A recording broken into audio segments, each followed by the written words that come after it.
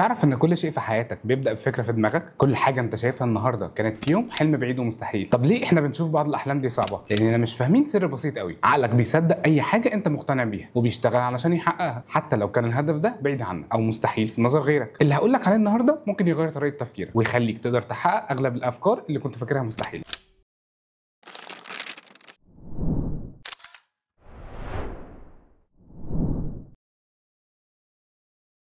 السلام عليكم، مساء الخير ويا رب دايما تكونوا بخير. انا حسن نجار وخلينا النهارده ندردش شويه. فاكرين صاحبنا سيف كان حاسس انه واقف في نفس المكان من سنتين. قال لي حاسس اني عايش في دايره مفرغه، كل يوم زي اللي قبل، والاحلام اللي كانت عندي اختفت خالص. المشكله ان سيف كان مقتنع ان حياته مش هتتغير، وكان بيقول لنفسه كل يوم الظروف صعبه والمنافسه شديده ومفيش اي فرص حقيقيه. وفعلا كان عقله بيدور على الادله اللي تثبت الكلام ده. كان بيشوف العقبات اكتر من الفرص وبيركز على اللي مش عنده اكتر من اللي عنده. لما سالته امتى اخر مره حسيت فيها انك متحمس لحاجه، فضل دقيقه كامله كده ساكت، وده كان دليل واضح ان مشكلته مش في الظروف الخارجيه، مشكلته في الصوره اللي رسمها لمستقبله جوه دماغه. اللي حصل مع سيف بيحصل مع ملايين الشباب كل يوم. في حاجه في علم النفس اسمها التحيز التاكيدي او كونفيرميشن بايس، وده معناه ان عقلك بيدور على المعلومات اللي بتاكد اي افكار موجوده في دماغك، بيتجاهل اي حاجه تتعارض معاها. لو انت مقتنع ان حياتك مش هتتحسن، عقلك هيركز على كل الاخبار السيئه، كل المشاكل وكل الناس اللي فشلوا، وفي نفس الوقت هيتجاهل الفرص الموجوده، الحلول المتاحه والناس اللي نجحوا في ظروف اصعب منك. في دراسه في جامعه هارفارد اتعملت على 1500 شخص لمده 10 سنين، واكتشفوا ان الناس اللي عندهم توقعات ايجابيه بيحققوا نتائج افضل بنسبه 67% من اللي عندهم توقعات سلبيه، حتى لو كانوا بيواجهوا نفس الظروف بالظبط. هو الموضوع مش سحر، الموضوع علم. لما انت بتكون متوقع حاجه كويسه، جهازك العصبي بيبدا يلاحظ الفرص اللي كان بيتجاهلها قبل كده. زي لما تشتري عربيه بلون معين، فجاه تلاقي العربيات كلها بقت بنفس اللون في كل حته. العربيات دي كانت موجوده من زمان بس عقلك ما كانش مبرمج انه يلاحظها. لما تتوقع حاجه كويسه، دماغك بتبدا تركز على الفرص مش على الحواجز. داليا كانت حاسه انها واقفه في نفس المكان من سنه ونص، مشاريعها كانت عاديه وعملائها مش راضيين بنسبه 100%، ودخلها ثابت مش بيزيد. كانت مقتنعه ان السوق متشبع وان مفيش مجال للابداع في المجال ده. لما بدانا نشتغل مع بعض، اول حاجه عملناها اننا غيرنا توقعاتها. بدل ما تقول السوق صعب، بقت تقول انا هلاقي طريقه ابدع بيها. بدل ما تقول العملاء مش فاهمين، بقت تتوقع انها تقابل عملاء يقدروا شغلها. والنتيجه في خلال شهرين لقيت نفسها بتلاحظ اتجاهات جديده ما كانتش شايفاها قبل كده. بدات تجرب افكار جريئه اكتر، وبدات تتكلم مع العملاء بثقه اكبر، مش بس كمهندسه بتنفذ لكن كخبيره بتقترح وتبدع. النتيجه مشاريعها بقت اكتر تميز، العملاء بقوا بيرشحوها لاصحابهم، ودخلها زاد 180% في 6 شهور. مش علشان السوق اتغير، لكن عشان نظرتها لنفسها وللمستقبل اتغير. ادم كان مقتنع ان التغيير ده صعب عليه قوي. كان بيقول انا مش من ناس التكنولوجيا وسن كبير على اني اتعلم حاجات جديده، والسوق مليان مبرمجين احسن مني. كل يوم كان بيفتح اللابتوب عشان يتعلم، بس كان متوقع الفشل، وفعلا كان بيلاقي كل درس صعب، كل تحدي مستحيل، كل خطأ دليل على انه مش مناسب للمجال ده. لحد ما قعدنا مع بعض وبدانا نشتغل على التوقعات. بدا يتوقع ويفهم ان كل غلطه هي خطوه لقدام، ان كل تحدي هو فرصه للتعلم، وان نجاحه هي بس مساله وقت. بدا يحتفل بكل انجاز صغير ويشوف نفسه كمبرمج في طريقه للاحتراف، مش كخريج تجاره بيحاول يتعلم حاجه جديده. وده غير كل حاجه. بقى يلاحظ الحلول بدل المشاكل، بقى يشوف الفرص بدل العقبات. الدكتور مارتن سيليجمان ابو علم النفس الايجابي عمل دراسات مذهله على 3000 شخص لمده 25 سنه، واكتشف ان الناس اللي بتتوقع نتائج ايجابيه بتعيش اطول بنسبه 15%، بتحقق دخل اعلى بنسبه 37%، وبتكون اسعد بنسبه 42%. السبب ان التوقعات الايجابيه بتغير كيمياء المخ، بتزيد افراز هرمون الدوبامين اللي بيخليك اكتر تحفيز وطاقه، وبتقلل هرمون الكورتيزول اللي بيسبب التوتر والقلق. لكن الاهم من كده ان التوقعات بتغير تصرفاتك. لما انت تتوقع النجاح، بتاخد قرارات اجرأ، بتجرب حاجات جديده، بتبقى مثابر اكتر، وبتشوف الفرص اللي التوقعات السلبيه كانت بتخليك تتجاهلها. محمد صلاح كان بيحلم باللعب في اوروبا، ما كانش بيفضل طول الوقت يقول لنفسه الحلم صعب او المنافسه شديده. كان متوقع انه هيوصل، كان بيتدرب ويطور من نفسه كانه لاعب اوروبي فعلا. احمد زويل لما كان طالب في جامعه الاسكندريه، كان متوقع انه هيبقى عالم كبير، ما كانش بيشوف الامكانيات المحدوده حواليه بس، كان بيشوف المستقبل اللي عايز يحققه. حتى في مجال البيزنس، علي الغندور مؤسس شركه المصريه للاتصالات بدا وهو متوقع النجاح حتى لو كانت الظروف صعبه والمنافسه شديده. كل دول مشتركين في حاجه واحده، هم متوقعين النجاح قبل ما يحققوه، وده خلاهم يتصرفوا ويفكروا ويشتغلوا بطريقه مختلفه خالص. نهى في بدايه حياتها العمليه وعندها تشتت رهيب، مش عارفه تختار بين وظائف كتير قوي، ومش عارفه تحدد هدفها الحقيقي. كانت خايفه تاخد قرار غلط، فقررت تاجل كل القرارات. لكن التاجيل ده كان بيخليها حاسه انها واقفه في نفس المكان، بيزود شعورها بالتشتت. لما قعدنا مع بعض اكتشفنا ان المشكله مش بس في كتر الاختيارات، المشكله في انها متوقعه الفشل في اي اختيار هتاخده. بدانا نغير توقعات، بدل ما تشوف كل خيار كمخاطره كبيره، بقت تشوفه كفرصه للتعلم والنمو. بدل ما تخاف من الخطا، بقت متوقعه ان اي طريقه هياخدها لحاجه كويسه حتى لو مشيت فيه كام شهر واكتشفت انه مش مناسب لها. والنتيجه اختارت مجال التسويق الرقمي. ومش بس كده، لكن بقت متحمسه ومندفعه في شغلها، لان التوقعات الايجابيه خلتها تشتغل بطاقه اكبر وتبدع اكتر. اللي فهمناه لحد دلوقتي ان عقلك مبرمج انه يثبت لك اللي انت مقتنع بيه. لو مقتنع ان حياتك مش هتتحسن، هيوري لك كل الادله اللي تاكد ده، ولو مقتنع ان المستقبل هيكون احسن، هيساعدك تلاقي الطرق اللي توصلك لده. التوقعات الايجابيه مش مجرد تمني او حلم، ده اسلوب حياه مبني على علم حقيقي. لما انت بتتوقع النجاح، انت مش بس بتحلم، انت بتبرمج عقلك انه يشوف الفرص، يلاحظ الحلول، ويدفعك تاخد الخطوات اللي توصلك لهدفك. وزي ما شفنا في قصص سيف وداليا وادم ونهى، التغيير ممكن يبدا من اللحظه دي. مش محتاج تستنى الظروف تتحسن او الفرص تزيد، انت محتاج بس تغير توقعاتك، وعقلك هيبدا وهيبدا يشتغل معاك مش ضدك. طب دلوقتي جه الوقت نتكلم عن الحلول الحقيقيه مش النصائح النظريه اللي مش بتفيد حد. انا هقول لك على 5 طرق مجربه فعلا مع الناس اللي اشتغلت معاهم وشفت بعيني النتائج المذهله بتاعتها. الحل الاول تقنيه اعاده برمجه التوقعات اليوميه. سيف لما رجع لي تاني بعد شهر من جلستنا الاولى كان لسه حاسس بنفس الاحباط. قلت له هنعمل تجربه بسيطه لمده 21 يوم، والتجربه كانت انه كل يوم الصبح اول ما يصحى يكتب 3 توقعات ايجابيه لليوم ده. مش حاجات كبيره زي هكسب مليون جنيه النهارده، لكن حاجات واقعيه زي هقابل مريض جديد ممكن يبقى صديق، هتعلم حاجه جديده في شغلي، هلاقي فكره تطور العاده بتاعتي. وكان لازم يكتب ليه متوقع الحاجات دي. يعني مثلا متوقع الاقي مريض جديد لاني هبقى اكتر ترحيب وابتسامه النهارده. النتيجه بعد 21 يوم ان سيف لقى نفسه فعلا بيلاحظ الفرص اللي كان بيتجاهلها قبل كده. مريض اقترح عليه يفتح فرع تاني في مكان معين، فكره ما كانش هيفكر فيها لو ما كانش مبرمج عقله يتوقع الخير. الحل الثاني طريقه الحوار المستقبلي. ده الحل اللي اشتغل مع داليا بشكل رهيب. كل يوم قبل ما تبدا شغلها كانت تقعد 5 دقايق وتتكلم مع نفسها وتكتب الحوار ده كانه بين شخصين، وتحاور الشخص اللي هي عايزه تبقاه بعد سنه. تقول لها مثلا انا داليا اشهر مهندسه ديكور في القاهره، عندي فريق من احسن المهندسين وعملائي بيثقوا فيا عشان انا مش بس بنفذ، انا بخلق احلامهم حقيقيه. كانت تتكلم بثقه كامله كأن ده واقعها فعلا دلوقتي مش حلمها للمستقبل. وفي نفس الوقت كانت تتخيل نفسها وهي بتتعامل مع العملاء بالثقه دي، وهي بتقدم افكار جريئه، وهي بتاخد قرارات اجرأ. الموضوع مش جنون، ده علم حقيقي. الدكتور ماكسويل مالتز في كتابه سايكو سايبرنتكس اثبت ان العقل اللاواعي مش بيفرق بين التجربه الحقيقيه والتجربه المتخيله بوضوح. فلما انت تتخيل نفسك نجحت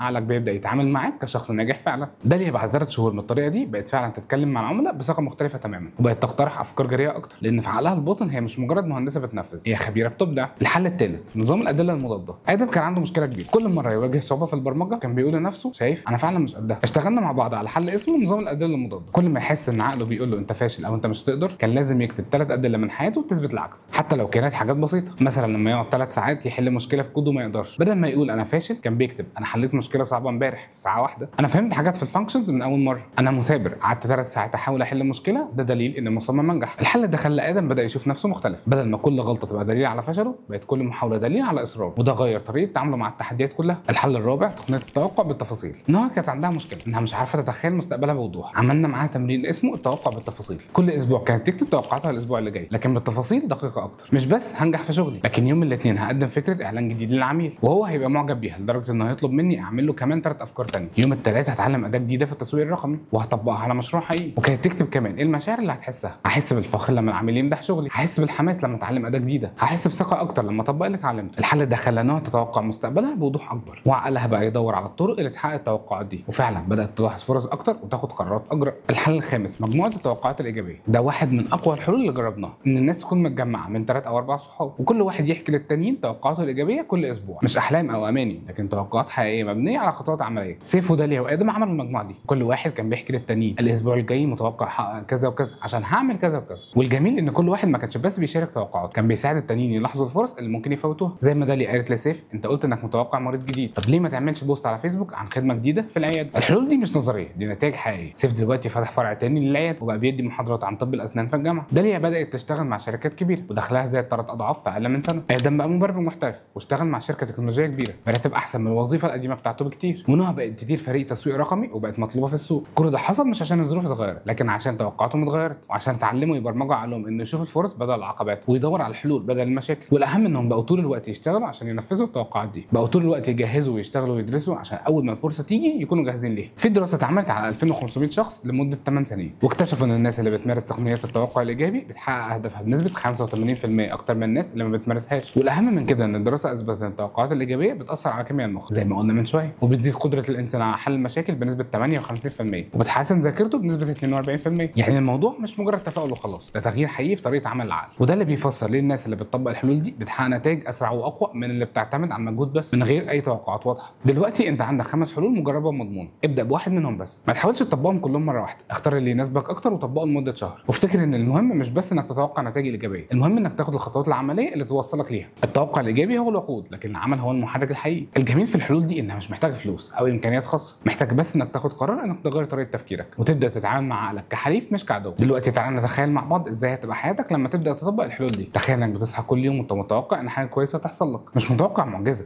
لكن متوقع ان اليوم ده هيبقى خطوه لقدام. تخيل انك بتروح شغلك وانت شايف نفسك كشخص ناجح في المستقبل، مش حد عايش في الحاضر وخلاص. هتلاقي نفسك بتتكلم مع الناس بثقه اكبر، بتاخد قرارات اجرأ، وبتشوف الفرص اللي كنت مش واخد بالك منها قبل كده. تخيل انك لما تواجه مشكله اول حاجه تيجي في دماغك مش ليه ده بيحصل، لكن ايه الحل وايه اللي ممكن اتعلمه من الموقف ده. سيف دلوقتي بقى يصحى كل يوم متحمس لشغله، مش بس عشان دخله زاد، لكن عشان حاسس ان كل يوم بيبني مستقبل احسن. بقى بيشوف كل مريض كفرصه يساعد حد ويطور من نفسه في نفس الوقت. داليا بقت تدخل اي مشروع جديد وهي متوقعه انها هتبدا فيه، مش خايفه من التحدي لكن متشوقه ليه، وده خلاها تقبل مشاريع اكبر واصعب ونجحت فيها لان توقعاتها كانت ايجابيه من الاول. بس اسمعني كويس، انا مش هقول لك ان الطريق هيبقى سهل، لان لو قلت لك كده هبقى بكدب عليك. في البدايه عقلك هيقاومك، هيقول لك الكلام ده مش حقيقي او انت بتخدع نفسك. ادم في اول اسبوعين كان حاسس ان التمرين دي مجرد كلام فارغ، كان بيقول انا بخدع نفسي، الواقع صعب والكلام الايجابي ده مش هيغير اي حاجه. وان هو في الاول كمان كانت حاسه بالذنب لما تتخيل نفسها ناجحه، كانت حاسه انها بتحلم بحاجات اكبر منها، ده طبيعي جدا. عقلك متعود على طريقه تفكير معينه ومش هيغيرها في يوم وليله. زي لو انت متعود تمشي في طريق معين من البيت للشغل كل يوم وفجاه قررت تمشي في طريق جديد، في الاول هتحس بالغربه وهتبقى عايز ترجع للطريق القديم، لكن الفرق ان الطريق الجديد ده هيوصلك لمكان احسن بكتير، والمقاومه دي هتختفي بعد اسبوعين او 3 لما تبدا تشوف النتائج الحقيقيه. واقول لك على حاجه مهمه جدا، في لحظه معينه هتحس انك رجعت لنقطه الصفر، هتواجه مشكله صعبه او هتفشل في حاجه كنت متوقع تنجح فيها، وهتقول لنفسك شايف الكلام ده كان مجرد وهم يا عم. داليا مرت بالمرحله دي لما عميل كبير رفض التصميم بتاعها وراح لمهندسه ثانيه. في اللحظه دي كل الافكار السلبيه رجعت وبدات تقول لنفسها انا مش كفايه، انا مش مبدعه زي ما كنت بتخيل، السوق صعب فعلا. بس الفرق ان داليا المره دي كان عندها ادوات تتعامل بيها مع الانتكاس، رجعت تاني كتبت الادله المضاده وفكرت نفسها بكل النجاحات اللي حققتها في الشهور اللي فاتت، والاهم من كده انها شافت الفشل ده كدرس مهم مش كدليل على عدم قدرتها. حللت ايه اللي حصل، اتعلمت منه وطورت من اسلوبها، والنتيجه انها كسبت 3 عملاء جدد في الشهر اللي بعده. انا عايزك تفهم حاجه مهمه جدا، المشوار ده انت مش تمشي لوحدك، كل الناس الناجحه في الدنيا كان عندها حد يدعمها ويفكرها باحلامها لما تنساها. مش لازم يكون لايف كوتش او اخصائي نفسي، ممكن يكون صاحبك او اختك او حتى حد قرات قصته وتاثرت بيه. المهم ان يكون في حد يفكرك بالنسخه الاحسن من نفسك لما تنساها، والاهم من كده انك انت تبقى الداعم الاول لنفسك بدل ما تبقى اقصى ناقد لنفسك. خليك اكبر مشجع ليها، اتكلم مع نفسك زي ما تتكلم مع احسن صاحب ليك وهو بيمر بنفس الظروف اللي انت فيها. لو صاحبك قال لك انا فاشل مش هقدر احقق احلامي، انت هتقول له ايه؟ اكيد مش هتقول له ايوه انت فعلا فاشل، هتفكره بنجاحاته وتشجعه، هتقول له ان الفشل المؤقت ده مش نهايه العالم. طب ليه ما تتعاملش مع نفسك بنفس الطريقه؟ في دراسه برضه ثانيه اتنشرت سنه 2023 على 5000 شخص من 15 دوله مختلفه، اثبتت ان الناس اللي بتغير توقعاتها للافضل بتشهد تحسن في جوده الحياه بنسبه 73% خلال 6 شهور. الارقام مش بس في الدخل او النجاح المهني لكن في الصحه النفسيه والعلاقات الاجتماعيه وكمان حتى الصحه الجسديه. الناس دي بقت تنام احسن، تاكل احسن، وتتعامل مع الضغوط بطريقه اكتر ذكاء. والاهم من كده ان 89% منهم قالوا ان التغيير الاكبر كان في نظرتهم لنفسهم، بقوا يشوفوا نفسهم كاشخاص قادرين على النجاح مش كضحايا الظروف. حتى في تراثنا العربي الموضوع ده موجود. ابن خلدون مثلا لما كتب مقدمه اكيد الفكره اللي كان متوقع انها تحصل ان كتبه هتغير فهم الناس للتاريخ والاجتماع، وفعلا كتابه لسه بيتدرس في جامعات العالم لحد دلوقتي. حتى في العصر الحديث طه حسين لما قرر يكمل تعليمه رغم عقده البصريه بقى عميد الادب العربي. كل دول مشتركين في انهم ما شافوش اعاقتهم او ظروفهم الصعبه كحكم نهائي على مستقبلهم، شافوها كنقطه بدايه لقصه نجاح مختلفه. دلوقتي انت واقف في لحظه حاسمه في حياتك، انت عندك معلومات وعندك ادوات وعندك قصص حقيقيه تثبت ان التغيير ممكن. السؤال الوحيد اللي باقي انت هتختار ايه؟ هتختار انك تفضل في نفس المكان بنفس الافكار السلبيه بنفس التوقعات المحدوده، ولا هتاخد قرار انك تغير قواعد اللعبه في حياتك؟ مش هقول لك ان القرار سهل لانه مش سهل، تغيير طريقه تفكيرك بعد سنوات من التفكير السلبي محتاجه شجاعه واصرار، بس هقول لك حاجه، انت تستاهل حياه احسن من اللي انت عايشها دلوقتي، تستاهل تصحى كل يوم وانت متحمس ومتوقع الخير، تستاهل تشوف نفسك بنفس النظره اللي بتشوف بيها الناس اللي بتحبهم وبتثق فيهم، تستاهل تحقق الاحلام اللي دفنتها تحت كومه من الاعذار والمخاوف. في ملايين الناس في العالم كله بتواجه نفس الصراع اللي انت بتواجهه دلوقتي، الصراع بين الحلم والخوف، بين الامل والياس، بين الشخص اللي انت عليه دلوقتي والشخص اللي نفسك تكون زيه. بس الفرق بين اللي بينجحوا واللي بيفضلوا في نفس المكان مش في الذكاء او الحظ ولا حتى الظروف، الفرق في قرار واحد بسيط، انهم قرروا يصدقوا ان مستقبلهم ممكن يكون احسن من حاضرهم. لما سيف كان قاعد قدامي في الجلسه الاولى وهو محبط كان في جزء مني عايز يقول له ايوه هي الدنيا صعبه والظروف وحشه، بس كان في جزء اكبر مني عارف ان الراجل ده عنده امكانيات مهوله وان كل اللي محتاجه هو انه يغير نظرته لنفسه. ولما داليا كانت خايفه تاخد مشاريع اكبر كان في صوت جواها بيقول لها انت مش قدها، بس كان في صوت تاني برضه بيقول لها انت مبدعه وتقدري تعملي اي حاجه تحطي دماغك فيها. ولما ادم كان عايز يسيب البرمجه بعد اسبوعين كان في جزء منه مقتنع انه فاشل، بس كان في جزء اعمق عارف انه قادر على التحديات اكبر من كده بكتير.